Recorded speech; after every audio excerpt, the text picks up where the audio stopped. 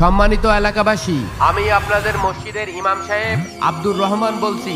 আমি আর ইমামতি করব না, আপনারা নতুন ইমাম খুঁজে নেন। আল্লাহ হাফেজ। শুনলি হুজুর বলে কাল চলে যাচ্ছে। শুনলাম তো।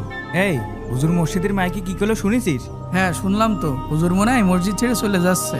মামা, হুজুর চলে গেলে আজান দেবেন কিটা, নামাজ পড়াবেন কিটা, আর এই যে আমাদের ছেলেবেলের পড়াবেন কিটা? এই তাই তো রে, চল সভাপতির কাছে যাই। চলেন। চল সভাপতি সাহেব, তাড়াতাড়ি বেরোন।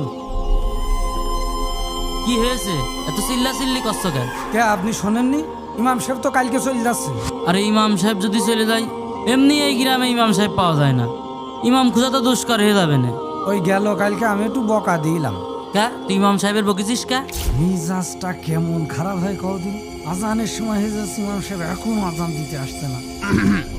এই হুজুর, এই দাঁড়ান। আমরা কি আপনার জন্য সারাদিন বসে থাকবো নাকি? কত বাজে এখন? আজান দেননি কি জন্য এখনো? ভাই, আমার বাচ্চা খুব অসুস্থ তো, রাত্রে একদম ঘুমাতে দিইনি। আমি তাই এই থামেন মিয়া, এটা আপনার ব্যক্তিগত সমস্যা। শোনেন, কোনো সময় ব্যক্তিগত সমস্যা আপনি মসজিদে টানবেন না। যান আজান দেন। দিচ্ছি। গত সপ্তাহে ট্যাঙ্কিতে পানি ছিল না? সভাপতি সাহেব, এই ট্যাঙ্কিতে তো একদম পানি নেই। আরে ট্যাঙ্কিতে পানি নেই, আপনি সারাদিন করেন কি? তাড়াতাড়ি ঠিক করেন, আসরের সময় যেন পানি পাই। গ্রামের সবাই ইমাম সাহেবের সাথে খারাপ ব্যবহার করেছি। চল তো, ইমাম সাহেবের ঠেকাতে হবে। চলেন। হুজুর, আপনি চলে যাবেন আমাকে থুয়ে? হুজুর, তা না হয় আমরা একটা ভুল করেছি, তাই বলে আপনি আমাদের সাথে এইভাবে চলে যাবেন? কি করছে? কাগজ দিয়ে কি কাজ? সাদা কাগজ কলম নিয়ে কি করছে বুঝলাম না। কি আঁকাচ্ছে না লেখছে? এখানে কি দেখতে পাচ্ছেন বলেন? কালো দাগ।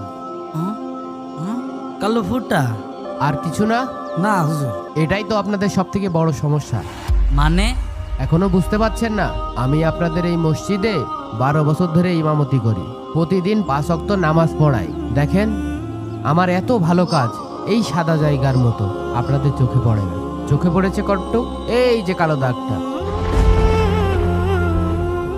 হুজুর, আমরা বুঝতে পারিছি, আসলে আমরাই ওই কালো দাগ। আপনি আমাদের চোখ খুলে দিলেন। হুজুর, গতকালের ব্যবহারের জন্য আমি খুবই লজ্জিত। হুজুর, আমারও আপনি মাফ করে দেন। হুজুর, আমি সবার সামনে বলছি, ইমাম সাহেব আমাদের মসজিদই আজ 12 বছর ধরে চাকরি করছে। তার কোনোদিন আমরা ভালো দিকগুলো বলিনি, শুধু খারাপ দিকের কথাই বলেছি। আজ থেকে ইমাম সাহেবের বেতন বেড়ে যাবে, আর সবাই তার সাথে ভালো ব্যবহার করব, তার সহযোগিতা করব। কেউ আর ইমাম সাহেবের ভুল বা খারাপ কথা বলবেন না। এই ভিডিওতে 20,000 লাইক পূর্ণ করে দাও আর কমেন্টে লেখো আই লাভ ইসলাম।